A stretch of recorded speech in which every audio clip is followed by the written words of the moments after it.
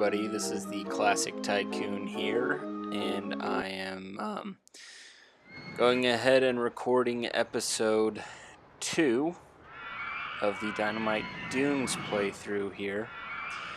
And I started out just looking at the Dynamite Blaster. In the last episode, I said I would change the inspection time to every 10 minutes because it's a roller coaster and it needs to keep running smoothly because it's making me a lot of money. So I set the inspection time at 10 minutes. That's going to give the best time, or the best chance, to keep running smoothly. Okay. We also saw in the last episode that I don't have a lot of ride options. So right now I'm just looking at, I just looked at the research, saw another roller coaster is coming, and now I'm going to build the log flume that I talked about at the end of last episode as well. So I see this splash mine right here. And I start picking and choosing where I want to place this ride. And in the last episode, I figured I would keep referring to the last episode, but I figured I might start it right at the entrance here. And as I start figuring out exactly where I want to start, this was a stupid spot. I don't know what I was thinking right there. Have to start a ways back from there, but I decided that I was just gonna bite the bullet and lower this this sand hill here. And so I go ahead and go into the adjust land there. It's in the bottom left if you don't know, and this is fairly expensive, but it's not as bad as like taking down a whole mountain or anything like that, and it's going to be worth it in the long run. It's going to make the ride a lot easier to build, and it's going to let me put some scenery around the ride later in the episode. So at this point, I go ahead and speed up the build time. Not too fast. We're still going to be able to analyze what's going on here. So let's speed this process up. So this is where I decide now to put the station platform, and I don't raise it off the ground. I just keep it ground level, and that way I don't have to adjust my my pathways, raise the hills of the pathways, or build any stairs or anything like that. And so let's just go ahead and watch this build. There's nothing special about it.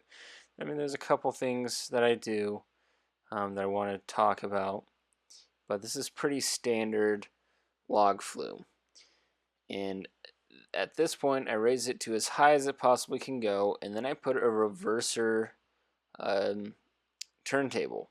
And what that does is it flips the log flume carts around, the logs, I guess. And I think it affects the excitement rating. I mean, at the very least, it makes the ride seem fun to me. And right here, I decide I was going to do a drop right here, but I decided it might be too hard to get back into the station platform if I do that. So I go ahead, do another S-bend, and just do a side-by-side hill here, and then I make the drop. And anyways, like I was saying, I think that it would be fun to go down a big hill backwards, 2 big hills backwards.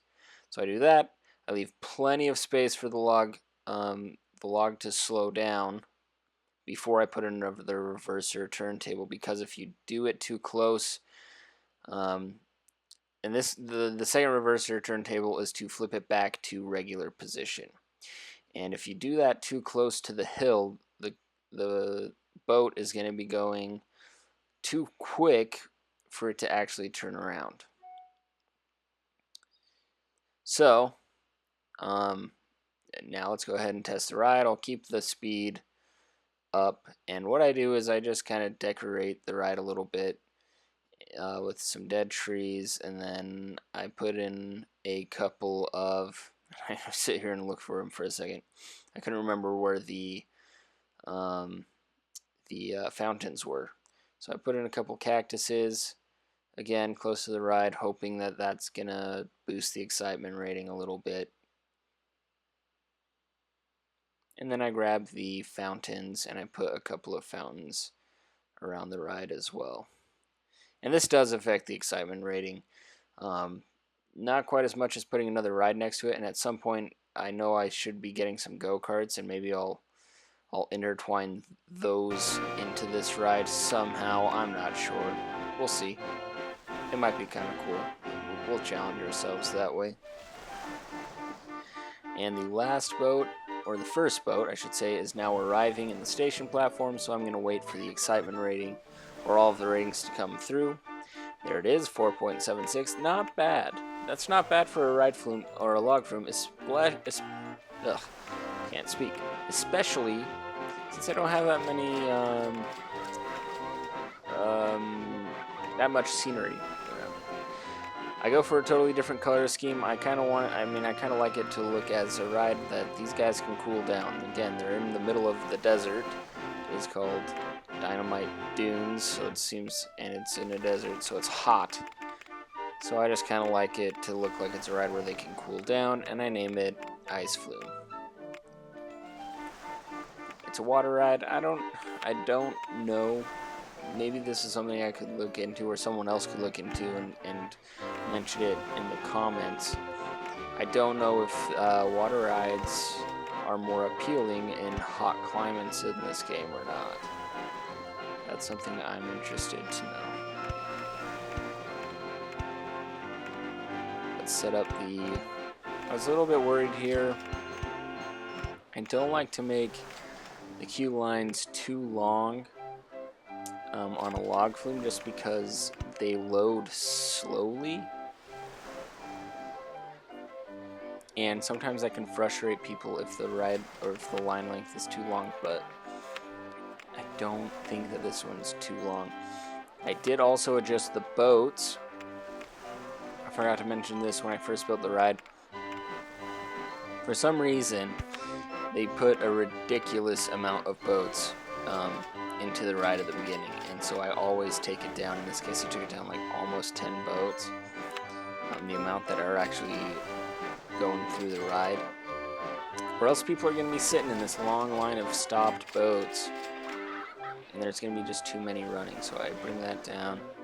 Check out my excitement rating. It's gone up a little bit, not too much.